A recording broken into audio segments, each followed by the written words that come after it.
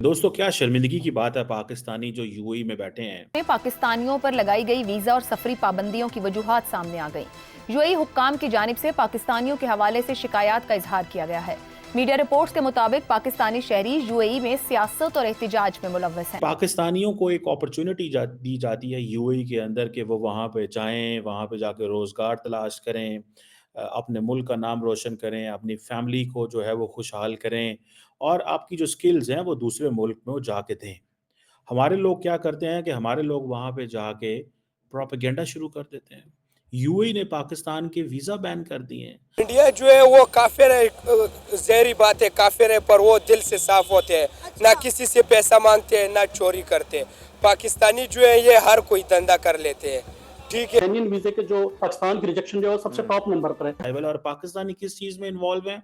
चोरी, चकारी, embezzlement, fraud, begging, मतलब मांगने में।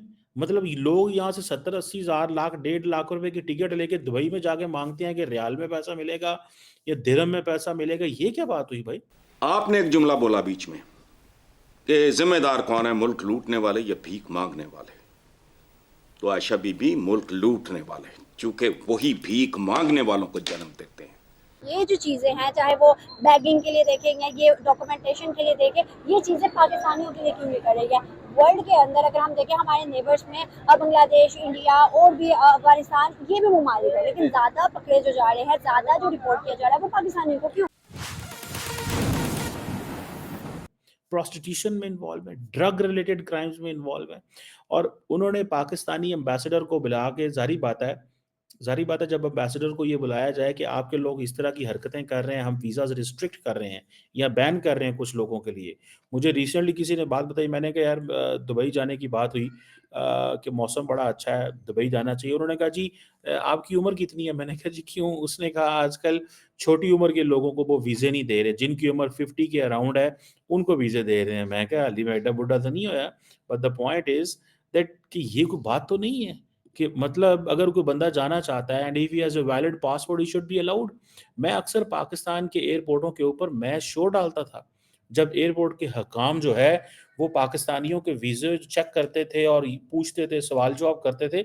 मैं समझता था बड़ा गलत करते हैं, मुझे गुस्सा आता था। एक दफ़ा तो मैं एक इमिग्रेशन के बंदे के साथ मैंने थोड़ी-सी सख्ती से बात की। मैंने कहा आप ऐसे क्यों करते हैं? खैर वो मुझे उसने सारी स्टोरी भी बताई, डिटेल भी बताई कि लोग जो हैं 2 नंबर वीज़े लेके आते हैं और यहाँ से जाके वहाँ पे माँगते हैं। उनको कोई जॉब नहीं होती वहाँ पे, वो किसी कंपनी में काम नहीं कर रहे होते, वो सिर्फ़ माँगने जा रहे होते हैं। And I was shocked.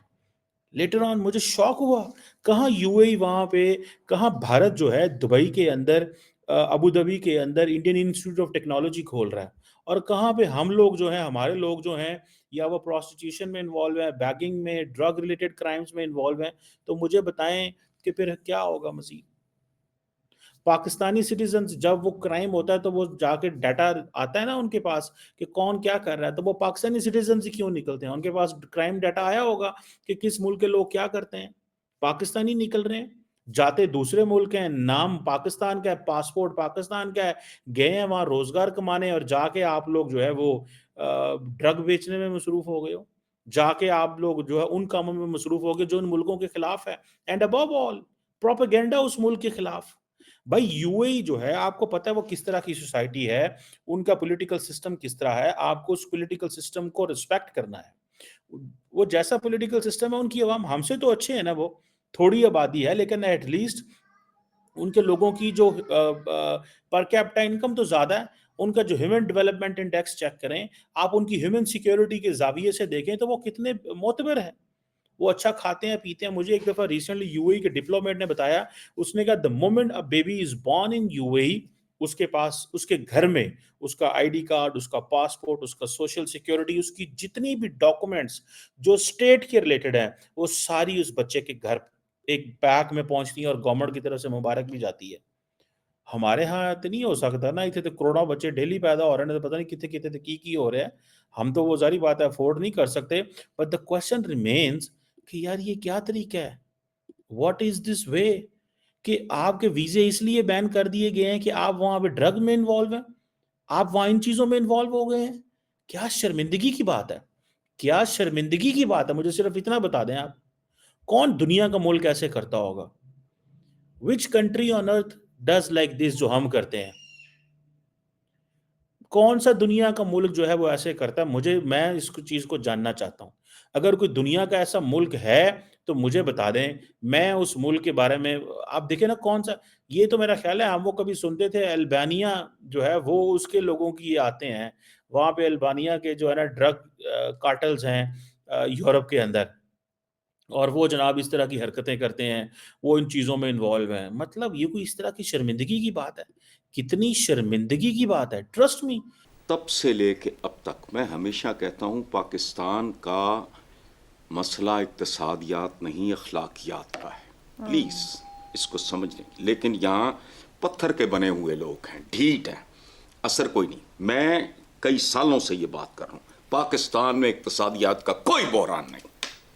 As a student of economics, मैंने ऑनर्स मास्टर्स में आई अंडरस्टैंड। आपने एक जुमला बोला बीच में कि जिम्मेदार कौन है, मुल्क लूटने वाले या भीख मांगने वाले?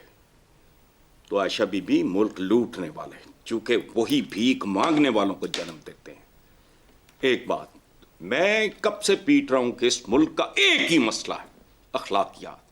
अशराफिया से लेके आवाम तक मैंने इतने गए गुजरे लोग नहीं देखे। मैं एक पाकिस्तानी हूं, नजीबो तरफैन पंजाबी हूं, ओरिजिन मेरा अरब का है। अपना डीएनए का रिपोर्ट आपको दिखा चुका हूं। इफ्तिखार साहब भी थे। यस सर, मैंने देखी है। मुझे ये कहते हुए को फख्र तो नहीं, यही शिकायत तो सऊदीज को भी है।